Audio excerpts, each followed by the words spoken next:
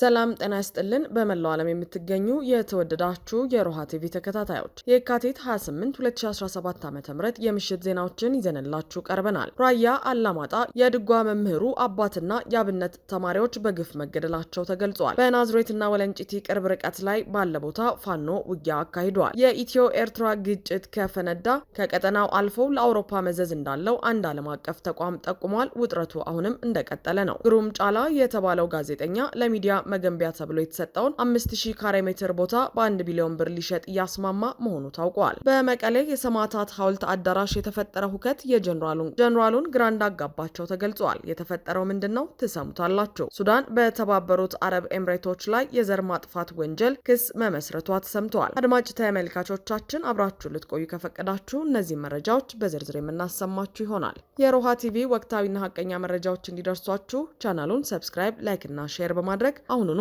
ቤተሰብ ይሁኑ። የሻማ ማብራት ስነ ስርዓት ፋሽስቱና ዘረኛው የአብይ አህመድ ኦህዴድ ብልጽግናና ጭራቁ ግብረ አራዊት ሰራዊቱ ዛሬም በመላው አማራ ህዝብ ላይ ያነጣጠረውን የዘር ማጽዳትና የዘር ማጥፋት ዘመቻ በግልጽ በታወጀ ጦርነት በገሃድ በመጨፍጨፍና በሰው ሰራሽ ረሃብም ሆን ተብሎ እንዲረግፍ እያደረገ ይገኛል። በዳያስፖራ የነጻነት አየር በመተንፈስ ለምንኖር ኢትዮጵያውያንና ትውልደ ኢትዮጵያውያን በሙሉ የዚህን አጋንንታዊ አረመኔ ፋሽስት አገዛዝ እኩይ ተግባርን ለአዲሱ ፕሬዝዳንት ዶናልድ ትራምፕ ተቃውሟችንንና ውግዘታችንን ለማሰማት እንዲሁም ሰማዕቶቻችንን ለማሰብና ለማክበር የዜግነት ኃላፊነታችንን እንወጣ ዘንድ የሻማ ማብራት ስነ ስርዓት ተዘጋጅቷል። ወገኖቻችን በሙሉ ከታች በተጠቀሰው ቀን ቦታና ሰዓት ተገኝታችሁ በጋራ ስርዓቱን እንድናወግዝና ሰማዕቶቻችንን እንድናስባቸው ታላቅ ሀገራዊ አደራ እናሳስባችኋለን። ቦታ ዋይት ሃውስ፣ አድራሻ 1600 ፔንሲልቫኒያ አቨኒው ኖርዝ ዌስት ዋሽንግተን ዲሲ 20500። ቀን እሁድ ማርች 9 2025 ሰዓት ከ5 ፒኤም ጀምሮ። ድል ለፋኖ፣ ድል ለአማራ ህዝብ፣ ድል ለኢትዮጵያ። የዋሽንግተን ዲሲና አካባቢው ትዕይንት አማራ አስተባባሪ። ራያ አላማጣ የድጓ መምህሩ አባትና የአብነት ተማሪዎች በግፍ መገደላቸው ተገለጸ። ራያ አላማጣ ጥሙጋ ኪዳነ ምህረት የድጓ መምህር የሆኑት መሪጌታ ገብረመድህንና በርካታ የአብነት ተማሪዎች የካቲት 27 2017 ዓ.ም ሌሊት 10 ሰዓት ላይ በአገዛዙ ወታደሮች በግፍ ተገድለዋል። የራያ አላማጣ ጥሙጋ ከተማ ኪዳነ ምህረት ደብር የድጓ መምህር የሆኑት መሪጌታ ገብረመድህንና የአብነት ተማሪ የሆኑ እድሜያቸው ከ10 እስከ 14 ዓመት የሚሆኑ ታዳጊዎች ቦታው ላይ ሰፍሮ በሚገኘው የአብይ አህመድ ሰራዊት ምክንያት በውል ባልታወቀ ሁኔታ ንጋት ከ10 ሰዓት ጀምሮ ከበው ጨፍጭፏቸዋል። መሪጌታ ገብረመድህንና ታዳጊዎችን ጨምሮ 4 ሰዎች የተገደሉ ሲሆን 4 ታዳጊዎች ደግሞ በከባድ ሁኔታ ቆስለው በመከላከያ ተጭነው ወደ አላማጣ ሆስፒታል ተወስደው በሕክምና ላይ ይገኛሉ። የተረፉት የአብነት ተማሪዎችም አካባቢውን ለቀው እስካሁን የት እንደደረሱ የማይታወቅ ሲሆን የጥቃቱ አንዱና ዋነኛ ዓላማ ከሞት ባሻገር የትም እንዲበተኑ እንደሆነም ነው የተነገረው። ይህንን ጭፍጨፋ ይመራው ብሎም ትዕዛዝ የሰጠውና ቀጠናው ላይ ከራያ ዴሞክራሲያዊ ፓርቲ ሰዎች ጋር ሆኖ በርካታ ግፎችን እየፈጸመ ያለው ራያ አላማጣ ሰፍሮ የሚገኘው ኮማንዶ ክፍለ ጦር አሃድ አዛዥ የኦሮሞ ተወላጅ ሲሆን ከጭፍጨፋው በኋላ በከባድ ሁኔታ የቆሰሉ ታዳጊ አብነት ተማሪዎችን ወደ አላማጣ ሆስፒታል የወሰዷቸው ደግሞ የአማራ ተወላጅ የመከላከያ ሰራዊት አባላቶች እንደሆኑ ከአካባቢው ነዋሪዎች መረጃ ደርሶናል። ስለሆነም ትናንትና በደብረ ኤልያስና በበርካታ የአገሪቱ አካባቢዎች ዛሬም በራያ አላማጣ ትላልቅ የበቁ አባቶችን ብሎም የአብነት ተማሪዎችን ኢላማ ያደረገው ብልጽግና መር ጥቃት የሚመለከታቸው አካላት በፍርሃት ቆፈን ውስጥ ሆነው ጭፍጨፋው ዛሬም ተጠናክሮ ቀጥሏል ሲል የአማራ ፋኖ በወሎ ለሮሃ በላከው መግለጫ አሳውቀዋል። በሌላ በኩል በሸዋ ምንጃር ሸንኮራ ወረዳ የአገዛዙ ሰራዊት ከኦሮሚያ ልዩ ኃይልና የኦሮሚያ ፖሊስ ጋር ጥምረት በመፍጠር የአሞራ ቤት ቀበሌን ለኦሮሚያ ክልል አሳልፎ ለመስጠት ሲንቀሳቀስ በፋኖ እርምጃ ተወስዶበታል። ከዚህ በፊት የምንጃር ሸንኮራ አንድ አካል የሆነችውን የአሞራ ቤት ቀበሌ አውራ ጎዳና ጎዳናን ህዝብ በማፈናቀል ሀብትና ንብረታቸውን በመዝረፍ ከተማዋን ሽመልስ አብዲሳ በዶዘር እንዳረሳት ይታወቃል። አሁን ደግሞ የቀሩትን የቀበሌውን አካባቢዎች ለማስለቀቅ የፍጥነት መንገድ እንሰራለን በሚል የብልጽግና የተቀነባበረ ሴራ አውራ ጎዳና ቀበሌ የሚኖሩ አማራዎች በማፈናቀል ላይ ነው ሲል የአማራ ፋኖ በሸዋ ከሰም ክፍለ ጦር አሳውቀዋል። ጋሜና ጉቢሳ በተባሉ አካባቢዎች የአማራዎችን ቤት ከማፍረስ ባሻገር የነበልባል ብርጌድ ፋኖችን ለመክበብ ሙከራ ቢያደርግም ፋኖቹ በተጠና ኦፕሬሽን አብዛኛውን ሙትና ቆስለኛ አድርገዋል። ሆኖም የአገዛዙ ኃይል ከጠዋቱ 3 ሰዓት ገደማ ተጨማሪ ኃይል ከአረሪት ከተማ ወደ መልካጅሎ ለማስጠጋት ቢሞክርም በፋኖ ኃይሎች ተደምስሷል። የኢትዮ ኤርትራ ግጭት ከፈነዳ ከቀጠናው አልፎ ለአውሮፓ መዘዝ እንዳለው አንድ ዓለም አቀፍ ተቋም ጠቆመ። በኢትዮጵያና ኤርትራ መሃል ግጭት ከተነሳ ለቀጠናው ከባድ መዘዝ እንደሚያመጣ አንድ ክሊንግዲል የተሰኘ የኔዘርላንዱ ዓለም አቀፍ የምርምር ተቋም አስጠንቅቋል። ተቋሙ ግጭቱ ከፈነዳ የኢትዮጵያ የውስጥ ቀውስ ይባባሳል ሲልም ተደምጧል። ከዚህ በተጨማሪ በድንበርና ከባህር በር ጉዳይ አገሪቱ ድርድር እንዲያደርጉ ጠይቀዋል።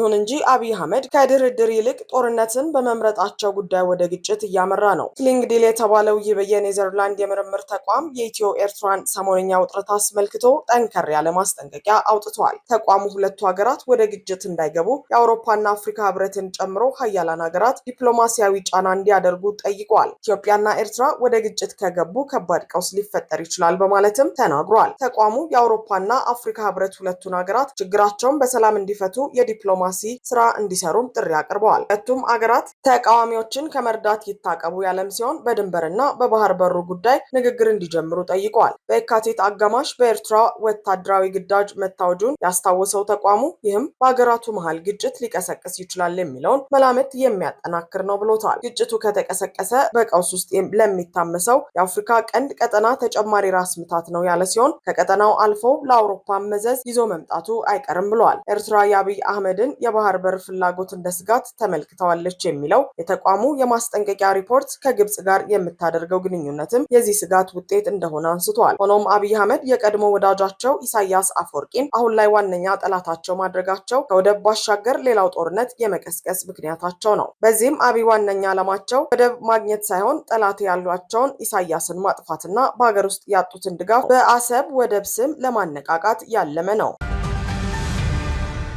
ግሩም ጫላ የተባለው ጋዜጠኛ ለሚዲያ መገንቢያ ተብሎ የተሰጠው 5000 ካሬ ሜትር ቦታ በ1 ቢሊዮን ብር ሊሸጥ እያስማማ መሆኑ ታወቀ።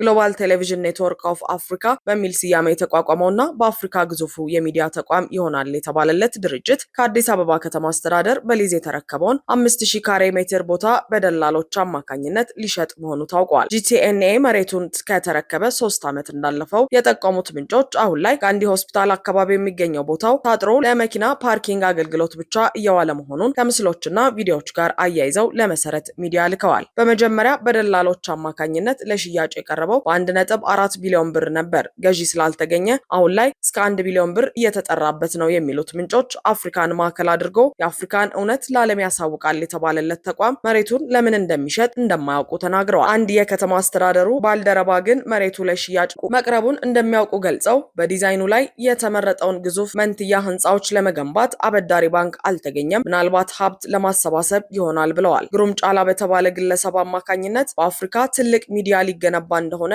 በርካታ ሚዲያዎች ከ3 ዓመት በፊት መዘገባቸው ይታወሳል። ለሚዲያው ዋና መስሪያ ቤት የሚውለው ቁልፍ ቦታ ከጋንዲ መታሰቢያ ሆስፒታል ይዞታ ጭምር ተወስዶ እንደተሰጠ ምንጮች ጠቁመዋል። መንግስት ለጋንዲ መታሰቢያ ሆስፒታል የማስፋፊያ ህንፃዎች ግንባታ የሚሆን ሰፊ ቦታ አዘጋጅቶ ነበር። ይሁንና ሆስፒታል ይዞታ ላይ 5000 ካሬ ሜትር የሚሆን ቦታ በቂርቆስ ወረዳ 07 የግንባታ ፍቃድ ከሚሰጡ ሰዎች ጋር በተደረገ ውል በሆስፒታሉ ካርታ ላይ ሌላ አዲስ ካርታ ተሰርቷል የሚሉት እኚህ የከተማ አስተዳደሩ ሰራተኛ በአንድ አጋጣሚ ለምን ብለው በጠየቁ የሆስፒታሉ ሰራተኞች ላይ ማስፈራራት ደርሶባቸው ነበርም ብለዋል። ከጋንዲ ሆስፒታል የተገኘው ተጨማሪ መረጃ እንደሚጠቁመው ሆስፒታሉ ለወላድ እናቶች አገልግሎት የሚውል የከርሰ ምድር ውሃ አስቆፍሮ የነበረ ሲሆን እሱም በጂቲኤንኤ ይዞታ ስር ሊሆን ይገባል የሚል አምባገሮ ተነስቶ በመጨረሻ በጂቲኤንኤ ይዞታ ላይ እንደተጠቃለለ ታውቋል። ግሩም ጫላ የተባለውና የአብይ አህመድ አገዛዝ ዋነኛ ደጋፊና ተደማሪ ጋዜጠኛ በአገዛዙ ውስጥ ፈላጭ ቆራጭ ከሆኑ ሰዎች መካከል ቀዳሚው ነው። ይህ እውነትም ብልጽግና ምን ያህል ደጋፊው የሆነ ግለሰቦችን በህዝብ ሀብትና ንብረት ባንዴ ወደ ቢሊዮነርነት እንደሚቀይር ያሳየ ነው። በመቀሌ የሰማዕታት ሐውልት አዳራሽ የተፈጠረው ሁከት ጀነራሉን ግራ እንዳጋባቸው ተገለጸ። የትግራይ ጦር አመራሮች ከመቀሌ ከተማ ነዋሪዎች ጋር ውይይት እንዲያደርጉ ታስቦ የነበረ ሲሆን ዛሬም ለሁለተኛ ጊዜ ሳይሳካ ቀርቷል። በጀነራል ዮሐንስ ወልደ ጊዮርጊስ ወይም ጆን መዲድ ባለፈው ረቡዕ ሊካሄድ የነበረው ስብሰባ ነዋሪዎቹ ሌሎች የሰራዊት አዛዦች መምጣት አለባቸው በሚል ባነሱት ጥያቄ ነው ለዛሬ የተላለፈው። ሆኖም ተሰብሳቢዎቹ ስብሰባው ጅማሮ ላይ ሌሎች ጀነራሎች ማለትም ጀነራል ታደሰ ወረደና ጀነራል ፍስሐ ኪዳኑ ለምን አልተገኙም በሚል ከፍተኛ የሆነ ተቃውሞ ሲያሰሙ ነበር። ይህንን ደግሞ ትግራይ ቲቪና ድምፀ ወያኔን ጨምሮ በርካታ በክልሉ ጉዳይ ላይ የሚሰሩ መገናኛ ብዙሃን ተገኝተው አስተላልፈውታል። ጆን መዲድ በስብሰባው ላይ ለረጅም ደቂቃ የነበረውን የህዝቡን ረብሻና ጥያቄ መቆጣጠር አቅቷቸው እንደነበርም ሮሃ ከተመለከተቻቸው ቪዲዮዎች መረዳት ትችላለች። ሆኖም በስብሰባው ላይ ሌሎች ጀነራሎች ያለባቸውን የግዳጅ ስራ ስላልጨረሱ መገኘት እንዳልቻሉ በጆን መዲድ ቢገለጽም ይህ በህዝቡ ዘንድ ተቀባይነት አላገኘም። ሆኖም ሁነቱ እየተባባሰ ሲመጣ መገናኛ ብዙሃኑ እንዲወጡ የተደረገ ሲሆን ከዚህ ቅጽበት በኋላ ያለው ሁነት ለሚዲያ ዝግ ሆኗል። የህወሓት ዋና ጽህፈት ቤት በሚገኝበት ሰማዕታት ሐውልት አዳራሽ በተደረገው በዚህ ውይይት ላይ ከፍተኛ የሰራዊት አዛዦች ባይገኙም በጀነራል ዮሐንስ አማካኝነት ስብሰባው መቀጠሉ ተጠቁመዋል። በስብሰባው ላይ ከሁሉም መቀሌ ክፍለ ከተሞች የተውጣጡ ወኪሎች ተገኝተዋል ቢባልም አንዳንድ መረጃዎች ግን የከተማዋ ነዋሪዎች ሳይሆኑ የተገኙት ካድሬዎች ናቸው የሚል መከራከሪያ ያቀርባሉ። ሆኖም ጀነራል ዮሐንስ ሚዲያዎቹ ከወጡ በኋላ ስሜታቸውንና መድረኩን ተቆጣጥረው ውይይት ማካሄዳቸው ተገልጿል። ሆኖም በዚህ ዝግ ስብሰባ ላይ ጦሩ የአቶ ጌታቸው ረዳ አስተዳደርን እንዴት እንደሚያስወግድ ሐሳብ ተነስቷል። በአገሪቱ በአካባቢው ባለው ውጥረት ዙሪያ የትግራይ ኃይል ምን ያህል ዝግጁ ነው? ጦሩስ አቋሙ ምንድነው? የሚሉ ጥያቄዎች መነሳታቸው ተገልጿል። ጀነራሉም ጊዜያዊ አስተዳደሩን በቅርብ እንደሚያስወግዱ፣ ጦራቸው የትኛውንም ኃይል ለመመከት ዝግጁ እንደሆነና በማንኛውም መንገድ ከአብይ መንግስት ጋር እንደማይወግን መናገራቸው ተጠቁመዋል። ሱዳን በተባበሩት አረብ ኤምሬቶች ላይ የዘር ማጥፋት ወንጀል ክስ መመስረቷ ተሰማ። ሱዳን ለዓለም አቀፉ የወንጀል ፍርድ ቤት በተባበሩት አረብ ኤምሬቶች ላይ ክስ አቅርባለች። ድርጅቱ አስቸኳይ እርምጃዎች እንዲወስድና በተባበሩት አረብ ኤምሬትስ ድጋፍ በምዕራብ ዳርፉር የሚፈጸመው የዘር ማጥፋት ወንጀል እንዲቆም ትዕዛዝ እንዲሰጥ ጠይቃለች ሲል ፍርድ ቤቱ አስታውቋል። የተባበሩት አረብ ኤምሬትስ የቀረበባትን ክስ በአፋጣኝ ውድቅ እንዲሆን ጠይቃለች ሲሉ ኤምሬትስ ባለስልጣን ለሮይተርስ በላኩት መግለጫ ተናግረዋል። ክሱ ምንም አይነት ህጋዊ ወይም ተጨባጭ መሰረት የለውም ብለዋል። የተባበሩት አረብ ኤምሬትስ መንግስትን ወክለው ስማቸውን መግለጽ ያልፈለጉት ባለስልጣን በምዕራብ ዳርፉር በሚገኘው ማሳሊት ጎሳ ላይ የሱዳን ፈጥኖ ደራሽ ኃይሎችና አጋር ሚሊሻዎች ከፈጸሙት ጥቃት ጋር በተያያዘ የተባበሩት አረብ ኤምሬቶች በዘር ማጥፋት ስምምነት የተጣለባትን ግዴታ ጥሳለች በሚል ክሱ መከፈቱን አንስተዋል። ሱዳን የተባበሩት አረብ ኤምሬቶች ተቀናቃኙን የሱዳን ፓራሚሊታሪ ቡድንን በማስታጠቅ አሰቃቂ መብት ጥሰቶችን፣ ግድያን፣ ማሰቃየትንና በሴቶች ላይ በሚሊሻዎች ጭምር መደፈር እንዲፈጸም አድርጋለች ስትል ከሳለች። የጥቃት የሱዳን አረብ ባልሆኑ ማሳሊት ጎሳዎች ላይ ያነጣጠረ የዘር ማጽዳት ዘመቻ አካል ሲሆን በሺዎች የሚቆጠሩ ንጹሃን ዜጎች ህይወታቸውን አጥተዋል ሲል ሂውማን ራይትስ ዎችም በሪፖርቱ አስታውቋል። የሱዳን ጦር ኃይሎች ሀገሪቱን ካወደመና ብዙ የጎሳ ግድያዎችን ከፈጠረ ከፈጥኖ ደራሽ ኃይል ጋር ለ2 ዓመት የሚጠጋ የእርስ በርስ ጦርነት ውስጥ መሆናቸውን ሚድል ኢስት ሞኒተር አስነብበዋል። ኑና ለነጻነት ትግል የምናደርገውን ቁርጠኝነት እናድስ። እንኳን ለ129ኛው የአድዋ ድል አደረሰን። ዝክረ አድዋ በሲፎል ሳውዝ ዳኮታ ማርች 9 ከ1 ሰዓት ፒኤም ጀምሮ ይከበራል። አድራሻ 101 ሳውዝ ፌርፋክስ አቨኑ ሲፎል ሳውዝ ዳኮታ ዚፕ ኮድ 57103። በዝግጅቱ ፉከራና ሽለላን ጨምሮ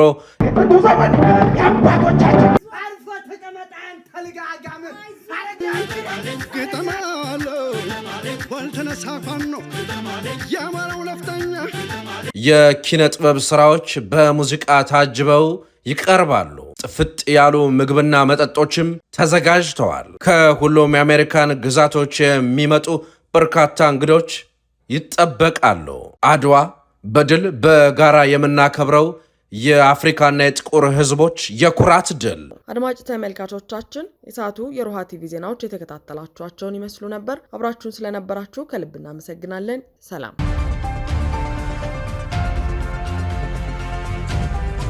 የሐሳብ ገጻችን በአዲስ አቀራረብና ዝግጅት ዳግም ተመልሷል። ወቅታዊናም ሀገራዊ ጉዳዮችን በጥልቅ እይታና ትንታኔ ወደ እናንተ ሲያደርስላችሁ የነበረው የሐሳብ ገጽ ዝግጅት ከቆይታ በኋላም በሙሉ ዝግጅት ተመልሷል። በዝግጅታችን የማይዳሰስ ሐሳብ፣ የማይተነተን አጀንዳ የለም። የአማራ ሕዝብ የህልውና ትግል ደግሞ የሐሳብ ገጻችን ቀይ መስመር ነው።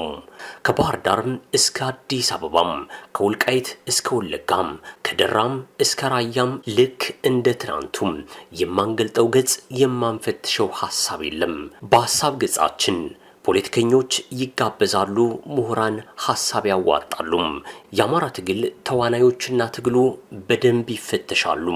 ሰብአዊ ጥቃቶች፣ ፖለቲካዊ ክስተቶች፣ ኢኮኖሚያዊ እንቅስቃሴዎችና ማህበራዊ ጉዳዮች ከሐሳብ ገጻችን የማይጠፉ አጀንዳዎች ናቸው። በላቅም ዝግጅትና አቀራረብ ዳግም በመጣው የሐሳብ ገጻችን የምታተርፉበት ብዙ ነው። በሮሃ ቲቪም በቅርብ ቀን ይጠብቁን። ሮሃ ቲቪም የሀገሬው